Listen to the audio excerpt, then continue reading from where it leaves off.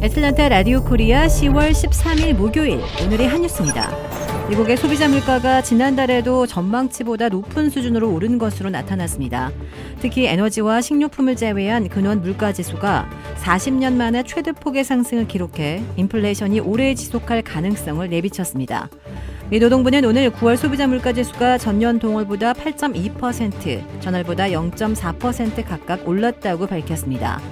변동성이 큰 에너지 식품을 제외한 근원 소비자 물가 지수는 전년 동월보다 6.6%, 전월보다 0.6% 각각 오른 것으로 나타났습니다. 근원 소비자 물가 지수 6.6%의 상승은 8월에 6.3%를 넘어선 것으로 1982년 8월 이후 40년 만에 최대의 상승이라고 미 노동부가 밝혔습니다. 국제유가 하락세로 휘발유 등 에너지 가격 지수가 2.1% 하락했음에도 식료품과 주거비용 등이 가파른 오름세를 이어가면서 전체 물가가 높은 수준을 유지했습니다.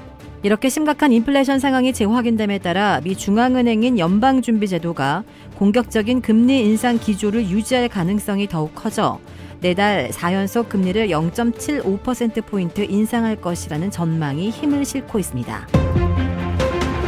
주미 대사관에 대한 국정감사에서 인플레이션 감축법에 따른 한국전기차 세제 혜택이 중단된 데에 대해 한국의 민주당원들은 대사관의 안이한 인식으로 때를 놓쳐 큰 피해를 입게 됐다고 집중 추궁했습니다. 이에 조태용 주미대사는 더 열심히 했어야 했다고 유감을 표명하면서도 현재 미국 측과 한국 전기차의 피해를 최소화하기 위해 재무부 시행령과 개정 입법 과정에 한국의 입장에 반영되도록 전력 투구하고 있다고 밝혔습니다.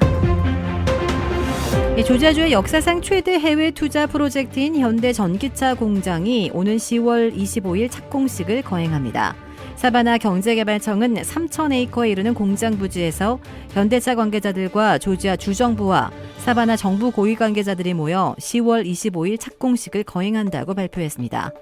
현대차는 이번 착공식을 예상보다 빠르게 진행함으로써 미국 내에서 촉발되고 있는 인플레이션 감축법으로 인한 세제 혜택 제외 논란에도 불구하고 조지아 전기차 공장 건설에 대한 확고한 의지를 대회에 천명했습니다.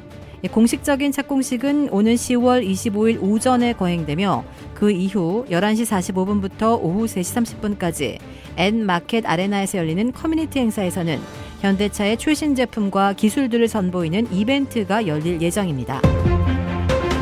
미식품의약국 FDA가 파이자와 모더나의 개량형 코로나19 추가 접종 백신을 5세에서 6세까지의 어린이들에게도 사용할 수 있도록 어제 허가했습니다.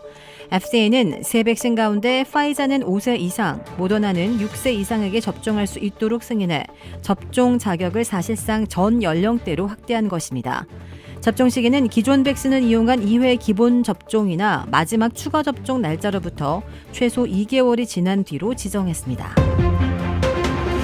이준석 국민의힘 전 대표의 성상납 의혹을 수사하는 경찰이 이 전 대표의 무고 혐의를 기소 의견으로 검찰에 넘겼습니다. 서울경찰청은 반부패 공공범죄수사대는 이 전 대표의 무고 혐의를 기소 의견으로 송치하고 증거인멸 교사 혐의는 불송치했습니다.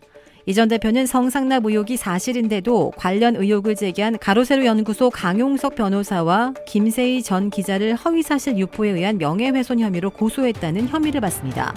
또 김철근 전 당대표 정무실장을 통해 가세현 성상납 의혹 제보자인 장 모 씨에게 7억 원 투자 각서를 써주고 성상납은 없었다는 내용의 사실 확인서를 받았다는 혐의도 있습니다.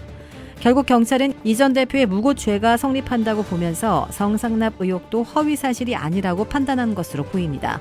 가세현은 지난해 12월 유튜브에서 이 전 대표가 2013년 김성진 아이카이스트 대표로부터 2차례에 걸쳐 성접대를 받았다고 주장했고 이틀 뒤 이 전 대표는 강 변호사 등을 명예훼손으로 고소한 바 있습니다. 한국의 김민수 경제사회노동위원장이 문재인 전 대통령은 총살감이라는 과거의 발언을 재확인하며 이틀 연속 구설이 올랐습니다. 김문수 경제사회노동위원장이 지난 2019년 문재인 전 대통령은 총살감이라는 자신의 발언을 거둘 생각이 없다고 말했는데요. 이명박 박근혜 전 대통령에 대한 형량이 과하다면서 그런 식으로 한다면 문 전 대통령은 훨씬 더 심하게 형을 받을 수밖에 없다는 주장입니다. 대통령실 역시 당혹스러운 분위기가 감지되는 가운데 더불어민주당은 김 위원장을 임명한 윤석열 대통령이 사과해야 한다며 공세 수위를 높이고 있습니다. 주택 구매뿐만 아니라 커머셜, 웨어하우스, 비즈니스 건물까지 부동산계의 큰손 이주환 부동산. 크레딧 카드 빚 최대 80%까지 탕감. 크레딧은 지켜드리고 빚은 줄여드리는 O3 컨설팅이 오늘의 한 뉴스를 후원합니다.